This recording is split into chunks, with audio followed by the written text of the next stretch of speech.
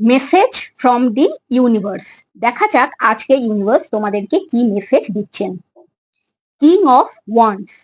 প্রথমে বলি যে king of wands represents confidence, leadership, vision and bold action.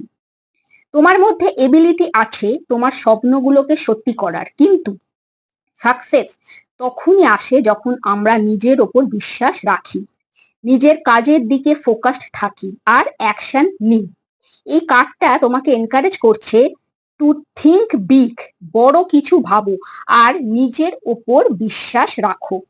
Don't let fear or doubt hold you back from pursuing your goals. তোমার guidance কি?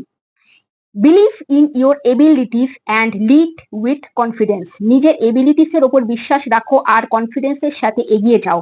Take action towards your goals, your dreams. নিজের স্বপ্নগুলোকে পূরণ করার জন্য এগিয়ে যাও বা অ্যাকশন নাও। Stay focused on your long term goal. তোমার বড় কোনো গোলস এর দিকে ফোকাসড থাকো।